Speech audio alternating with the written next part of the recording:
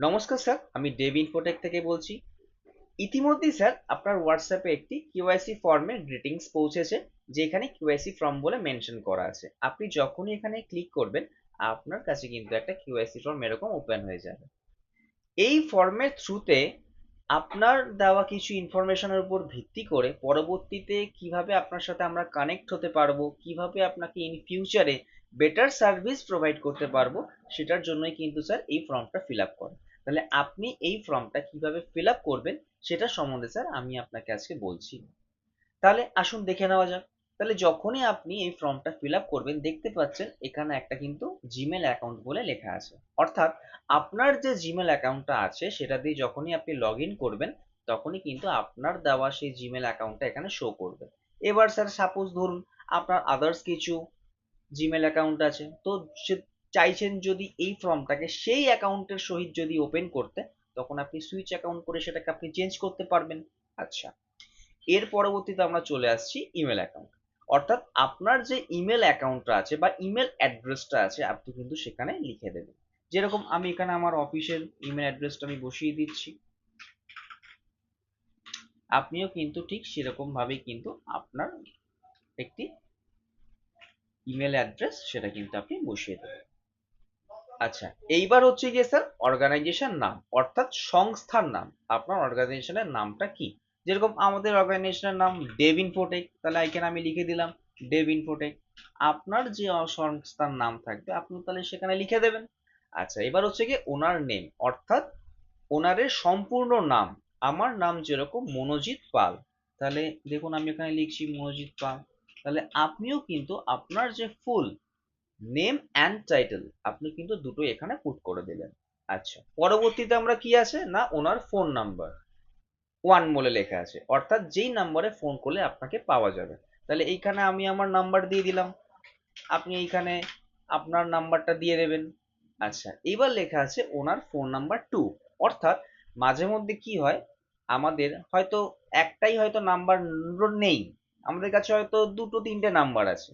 একটা নাম্বারে করলে হয়তো সবসময় আমরা অ্যাভেলেবেল তো থাকতে পারি না, তার জন্য অল্টারনেটিভ নাম্বার আমাদের দরকার পড়ে। তাহলে আপনার যদি সেক্ষেত্রে কোনো অল্টারনেটিভ নাম্বার থাকে, যে নাম্বারে ফোন করলে আপনাকে পাওয়া যাবে বা আপনার সাথে কমিউনিকেট করা যাবে, তাহলে আপনি সেই নাম্বারটা বসিয়ে দেবেন। তাহলে এখানে আমি একটা আলাদা একটা নাম্বার দিয়ে রাখলাম, ইন ফিউচার যদি আমাকে এই ফোন নাম্বার একে যদি না পায়, তাহলে ফোন নাম্বার টু তে যাতে সে কানেক্ট করতে পারে।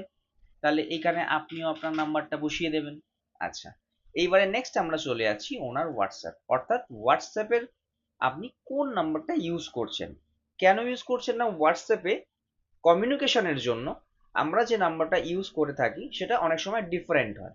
তাহলে আপনার যদি মনে হয় যে ফোন নাম্বার ওয়ান এর সাথেই আপনার হোয়াটসঅ্যাপ রেজিস্টার্ড আছে, অর্থাৎ বিভিন্ন রকম কিছু প্রমোশনাল কিছু আপনার মেসেজ হোক বা কমিউনিকেশনের টাইপ আপনার হোয়াটসঅ্যাপে যে নাম্বারের থ্রুতে আপনি হয়তো করতে চাইছেন, সেই নাম্বারটাই যদি আপনার হোয়াটসঅ্যাপ রেজিস্টার্ড হয়, আপনি তাহলে সেই নাম্বারটা বসিয়ে দেবেন। তাহলে আমার যেরকম ফার্স্ট ফোন নাম্বার যেটা আমি দিয়েছিলাম 7003203184, তাহলে সেই নাম্বারটা আপনি এখানে বসিয়ে দিলেন।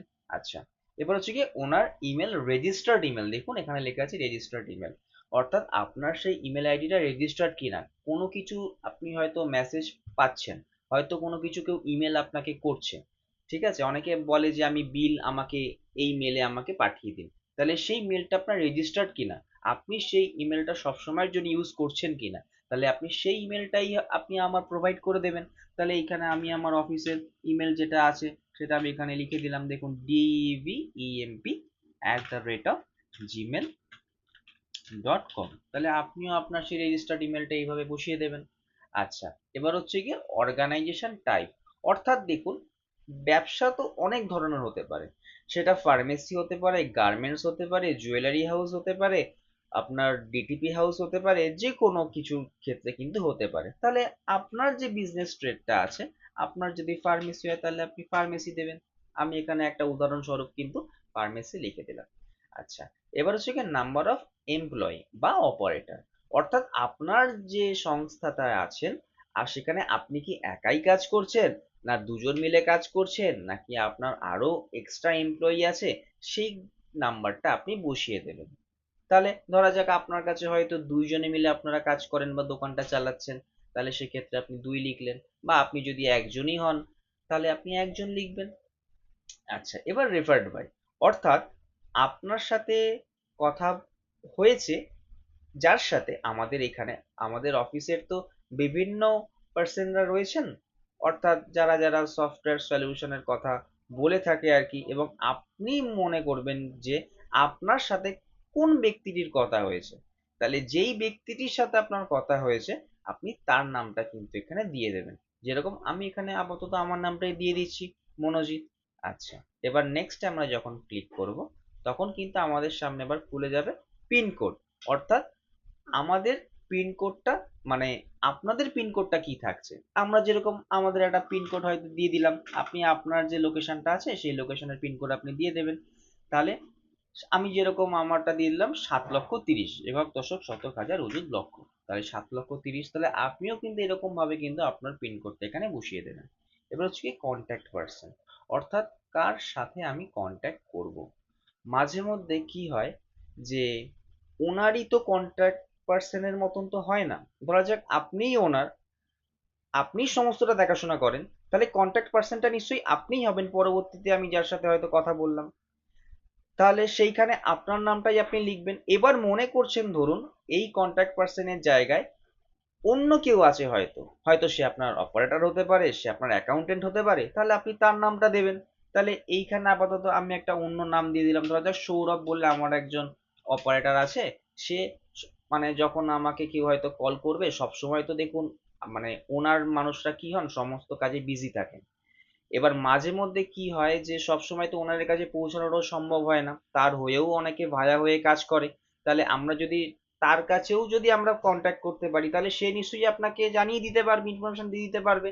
তাহলে আপনি অ্যাজ আ ওনার তাহলে আপনি বিরক্তি ফিল করবেন না। তাহলে আপনি এখানে যে কোনো কন্ট্যাক্ট পারসন, যদি আপনি সেখানে মনে করেন যে আপনাকেই কন্ট্যাক্ট করতে হবে সার্ভিসের জন্য, তাহলে এখানে অবশ্যই আপনার নাম দেবেন।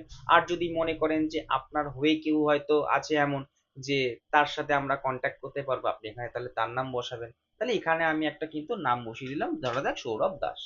আচ্ছা, এবার ডেজিগনেশন, অর্থাৎ সে হচ্ছে কি আপনি যদি ওনার হলেন বা প্রপারেটর হলেন তাহলে তো আপনি দিয়েই দিলেন। এবার যদি আপনার অপারেটর হয় তাহলে আপনি অপারেটর দিয়ে দিলেন, আপনার যদি অ্যাকাউন্টেন্ট হয় তাহলে অ্যাকাউন্টেন্ট বসিয়ে দিলেন, আপনার যদি ম্যানেজার হয় তাহলে ম্যানেজার বসিয়ে দিলেন, আপনার ভায়াতে কেউ যদি কাজ করে তাহলে আপনি এইগুলো বসাবেন, আর যদি আপনি নিজেই হন তাহলে আপনি এইটা বসাবেন, প্রপারাইটার। আচ্ছা, তাহলে এখানে আমি বসিয়ে দিলাম অপারেটর। আচ্ছা, এবার কন্ট্যাক্ট নাম্বার, অর্থাৎ হচ্ছে কি যেই নাম্বারে কন্ট্যাক্ট করলে পাওয়া যাবে সেই অপারেটরের নাম্বারটাও দিয়ে দিতে পারেন, বা এখানে যদি মনে করেন যে আমি আপনার সাথেই কন্ট্যাক্ট করবো অর্থাৎ ওনারের কন্ট্যাক্ট নাম্বার, তাহলে এইখানে আপনি আপনার কন্ট্যাক্ট নাম্বারটাও দিয়ে দিতে পারেন। তাহলে এইখানে ধরা যাক সৌরভ দাসের হয়তো অন্য কন্ট্যাক্ট নাম্বার আছে, তাহলে আমি একটা অন্য নাম্বার আমরা দিয়ে দিই, তাহলে অন্য একটা নাম্বার আমি দিয়ে দিলাম। আচ্ছা, এবার হচ্ছে কি সার্ভিস অ্যাড্রেস, অর্থাৎ যেই নাম্বারে আপনি সার্ভিসটা নেবেন, ঠিক আছে। ধরা যাক আপনি হয়তো আমাদের এখানে সার্ভিস অ্যাড্রেস হচ্ছে গিয়ে ধরা যাক দমদম, কারণ আমাদের অফিসটা হচ্ছে গিয়ে দমদম হচ্ছে গিয়ে আমাদের মেন লোকেশন। এবার সার্ভিস অ্যাড্রেস অর্থাৎ আমাদের সার্ভিসটা কোথায় নেব, ধরা যাক শেঠবাগান, তাহলে সার্ভিস অ্যাড্রেসটা কি হবে না শেঠবাগান জ্যোৎস্না অ্যাপার্টমেন্ট, এইখানে আমরা সার্ভিসটা নিতে চাই। এবার ধরা যাক আপনার যে লোকেশনটা হবে, আপনি যে জায়গা থেকে সফটওয়্যারটা ইউজ করছেন, যেখান থেকে আপনি চাইছেন যে আপনার এই সফটওয়্যারটা এখানে আছে, আপনি চাইছেন যে সার্ভিসটা যাতে আমার এইখানেই বা এই অ্যাড্রেসেই যাতে আমরা করতে পারি, তাহলে আপনি সেই অ্যাড্রেসটা আপনি বসিয়ে দেবেন। তাহলে আপনি এখানে যেরকম আমি দিয়ে দিলাম, ধরা যাক 10/1 দমদম রোড, কলকাতা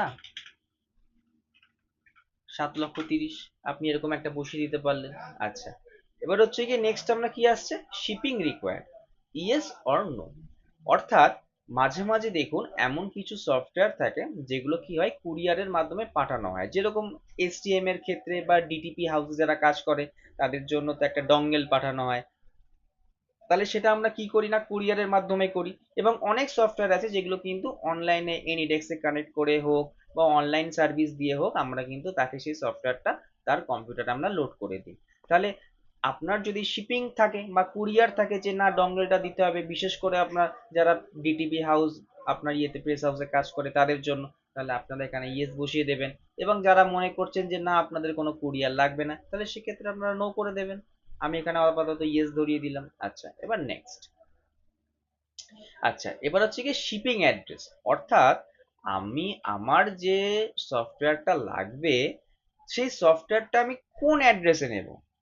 ধরা যাক আমি এসটিএম এর সেই ডঙ্গলটা আমি করেছি, আমার একটা অন্য জায়গায় দোকান আছে, কিন্তু আমি নিতে চাই আমার বাড়িতে, তাহলে আমি সেখানে আমার বাড়ির নাম্বারটা দিয়ে দেবো। কিন্তু ধরা যাক আমি যেখানে অফিসে কাজ করি সেখানেই আমি চাইছি যাতে শিপিংটা হয় বা ডেলিভারিটা হয়, তাহলে আমি সেই শিপিং অ্যাড্রেসটাই দিয়ে দেবো। তাহলে আমি আগে যেটা দিয়েছিলাম সেটা তো আমার অফিস নাম্বার ছিল, তাহলে আমি সেটাই বসিয়ে দিলাম, 10/1 দমদম রোড, কলকাতা 7,30,000, এটা বসিয়ে দিলাম আমি। আচ্ছা, এবার হচ্ছে কি পিনকোড, তাহলে আপনার যে পিনকোড, আপনার যে শিপিং অ্যাড্রেসের যে পিনকোডটা থাকে সেটা আপনি বসিয়ে দিলেন, তাহলে আমার এখানে একটা পিনকোড আমি বসিয়ে দিলাম। আচ্ছা, এবার হচ্ছে কি ল্যান্ডমার্ক, অর্থাৎ আপনার যে লোকেশনটা থাকছে সেইখানে আশেপাশের পপুলার জায়গা কি আছে। মাঝে মধ্যে কি হয়, ধরুন অনেকেই আছে যাদের হয়তো জিমের সামনে হয়তো তার অফিস, বা হয়তো কোনো ব্যাংকের সামনে তার অফিস, বা হয়তো কোনো আপনার কয়লার দোকান আছে, বা অন্য কোনো হয়তো একটা জুয়েলারির দোকান আছে তার উল্টো দিকে, এরকম হতে পারে। তাহলে ল্যান্ডমার্ক আপনি সেরকম দিয়ে দেবেন। যেরকম আমাদের অফিসের ল্যান্ডমার্ক হচ্ছে গিয়ে ধরুন জ্যোৎস্না অ্যাপার্টমেন্ট, তাহলে আমরা এখানে আমাদের অফিসের যে নিয়ার বাই ল্যান্ডমার্ক, অর্থাৎ এখানে আসলে মোটামুটি পেয়ে যাবেন আমাদের অফিস, তাহলে আমরা সেটা বসিয়ে দিলাম, তাহলে জ্যোৎস্না অ্যাপার্টমেন্ট লিখে দিলাম আমরা। আচ্ছা, এবার হচ্ছে গিয়ে CP name and phone number, অর্থাৎ এইখানে হচ্ছে গিয়ে কন্ট্যাক্ট পার্সন নেম এবং ফোন নাম্বার, যার সাথে আমরা পরবর্তীতে যখন আমরা মালটা ডেলিভারি করব, বা আমরা যে সফটওয়্যারটা, আপনি যে সফটওয়্যারের ব্যাপারে এতক্ষণ ধরে রিকোয়ারমেন্ট জানিয়েছেন, সেই সফটওয়্যারটা আপনার কার নামে হবে, বা যখন সেই অর্ডারটা ডেলিভারি হবে সেটা কোন কন্ট্যাক্ট পার্সনের নামে হবে, সেই কন্ট্যাক্ট পার্সনের নাম এবং ফোন নাম্বার কিন্তু আমরা বসিয়ে দেবো। এবার ধরা যাক মালিকই হয়তো এই সফটওয়্যারটা নেবে, তাহলে মালিকের নামটা আপনি বসিয়ে দেবেন, আপনি যদি ওনার হন তাহলে আপনার নামটা বসিয়ে দেবেন।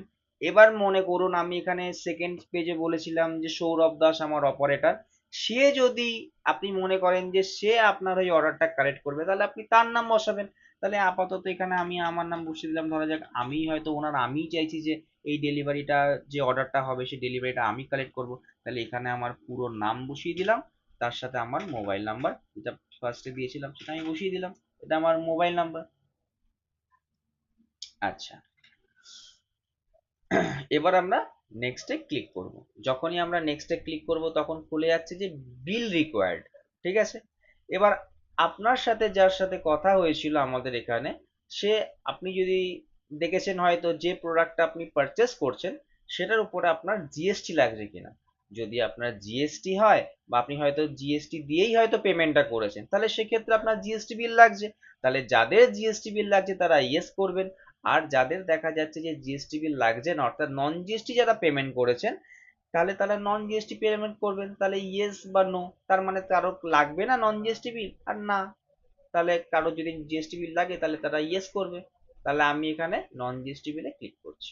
আচ্ছা, এবার নেক্সটে যখন ক্লিক করলাম তখন একটা খুলে গেল কমপ্লিট বিলিং অ্যাড্রেস, অর্থাৎ আমাদের যে বিলিং হবে, এবার এক তো গেল আপনার শিপিং অ্যাড্রেস, কোথায় ডেলিভারি হবে, এবার বিলিং অ্যাড্রেস, তার মানে কোন বিলের বা কোন অ্যাড্রেসের এগেনস্টে সেই বিলটা হবে। ধরা যাক আমার অফিস অ্যাড্রেসের ভিত্তিতেই এই বিলটা হবে, তাহলে 10/1 আমি এখানে আমার অ্যাড্রেসটা আমি বসিয়ে দিলাম, অফিস অ্যাড্রেসটা।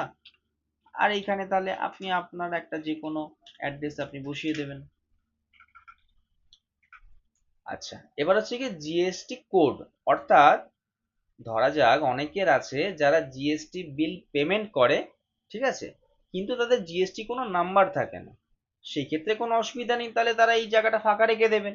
কিন্তু ধরা যাক কেউ হয়তো জিএসটি রেজিস্টার্ড, অর্থাৎ এমন অনেক কোম্পানি থাকে যারা কিন্তু জিএসটি রেজিস্টার্ড হয় এবং তাদের একটা কিন্তু কোড নাম্বার থাকে, তাহলে আপনার যদি সেরকম কোনো জিএসটিআইএন কোড নাম্বার থাকে সেই নাম্বারটা এখানে প্রোভাইড করে দেবেন। তাহলে এখানে আমি একটা র্যান্ডাম নাম্বার ইউজ করলাম, আপনাদের যে কোড নাম্বারটা থাকবে আপনারা সেইটা তাহলে ইউজ করবেন।